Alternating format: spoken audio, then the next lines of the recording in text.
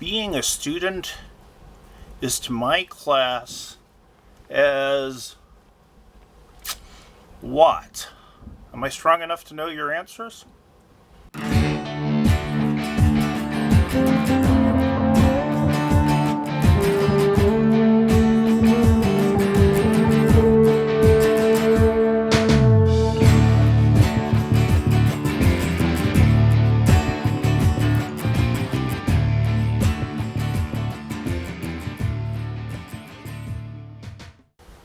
When we do analogies, we're going to keep doing them the way we have with a little quizzy-like thing.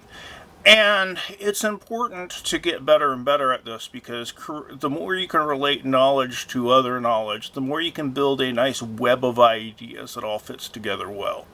So, let's look at the art of the analogy using some complex examples. Fun! Analogies can be quite tricky, they can be quite interesting. The secret to doing a good analogy is to go down to what's the relationship at work. Analogies are largely about relationships, so let's experience some. Nefarious is to virtuous as stringent is to solid, subliminal is to secret.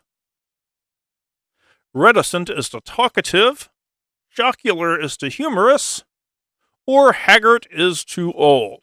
Take a second and think about this one and figure out what you think the argument is. Now, the key question you really have to ask yourself is which relationship below matches the relationship above. And the first thing you're going to say to yourself is, "Doy, I don't know what half these words are." And what do you do if you don't know what a word is?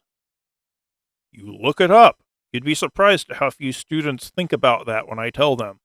But y'all are smart. You know this. So, nefarious is to virtuous. We know what virtuous is. Being full of virtue. Nefarious is the kind of word that you use to describe a villain. The kind of person who go, "Mwahaha, you've fallen into my secret plans." That's nefarious.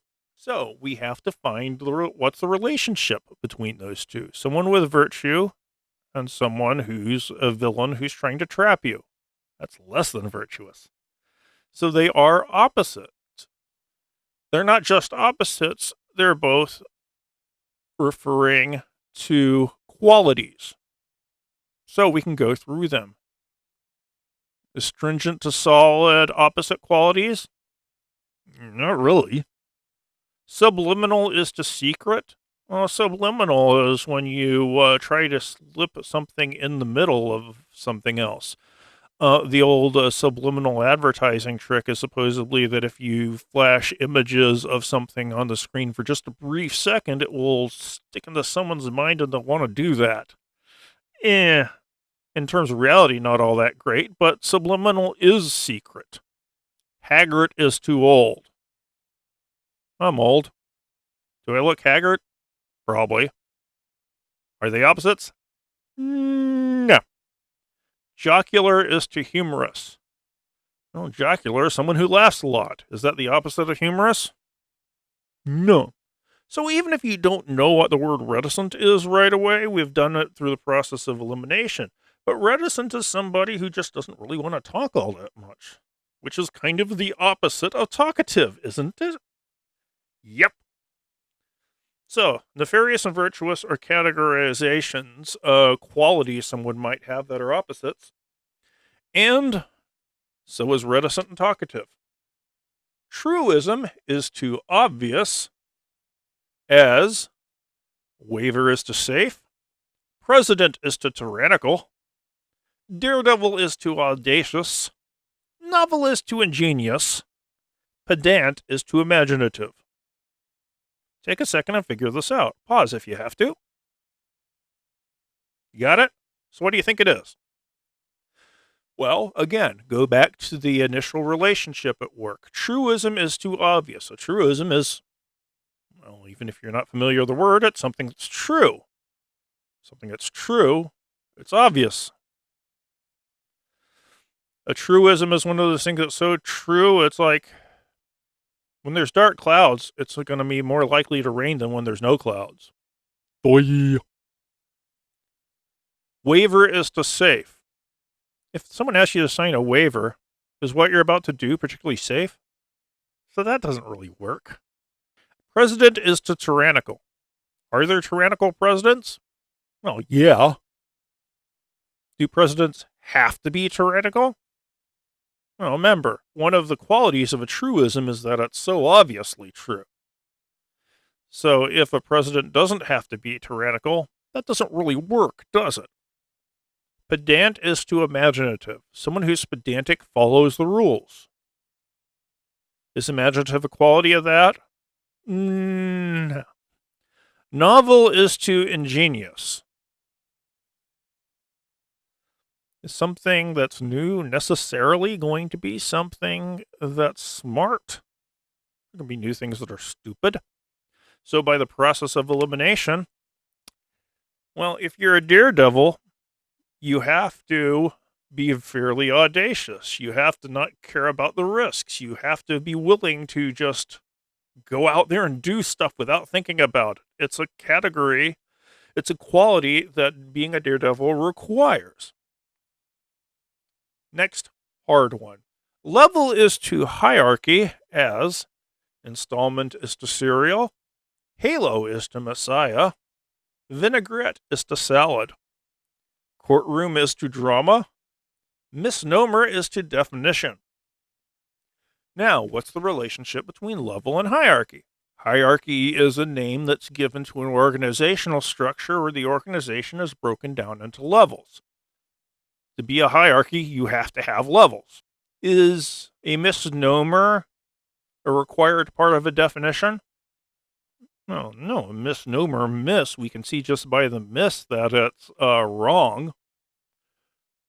Is a courtroom a requirement for a drama? No. Drama does happen in courtrooms, but drama happens other places too. And if you've ever done jury duty, you know that a lot of courtroom stuff can be boring as all get out. Is a vinaigrette a requirement of a salad? Not necessarily. Many people want to pick this one.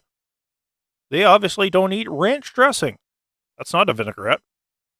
It's a type of thing that goes, if you would put dressing as salad, well, I could see that one a bit more. But vinaigrettes are the oil vinegar mixture with various herbs in them, and that's not the only type of salad dressing we have. Halo to messiah. Is a halo a required part of a messiah? Well, it depends on the style of art, but it's not absolute. An installment is a required part of a serial. A serial is a type of storytelling that's broken down into chapters, installments.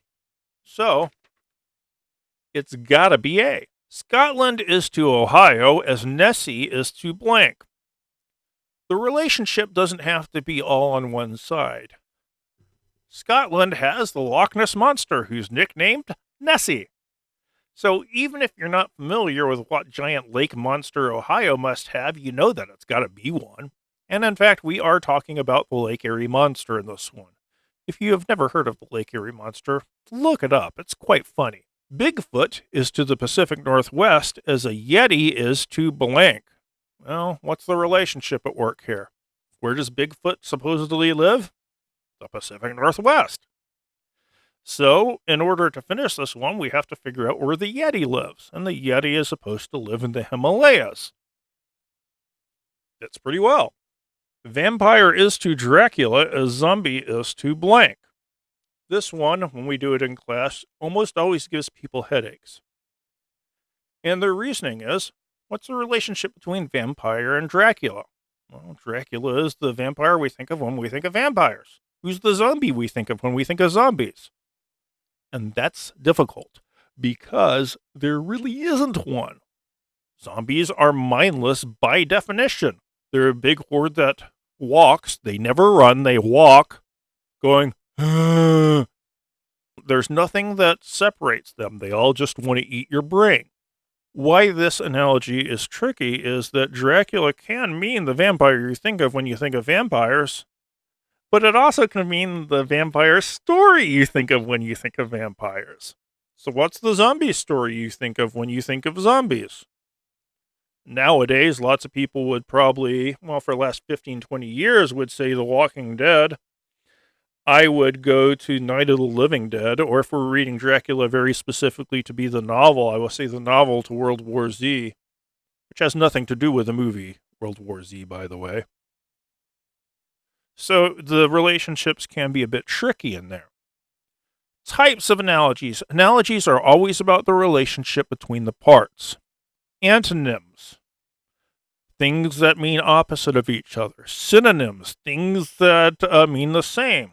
A thing and the context in which that thing exists or is used. A tool and its worker.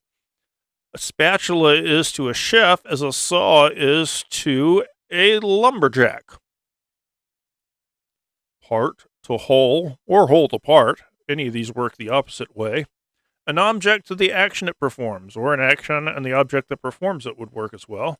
An object and a characteristic of that object. Cause and effect, or effect and cause.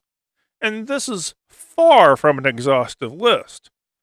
When you think of analogy, you think of the relationship between two parts in order to infer the relationship between the next two parts. It's more in depth than just a metaphor because we're drawing more connections. And connections are what it's all about, really. We do have more analogies coming, so keep thinking in terms of relationships. That really is the key. It might require you to really drill down precisely to what kind of relationship we're talking about, but yeah, that's what we do here. See you next video.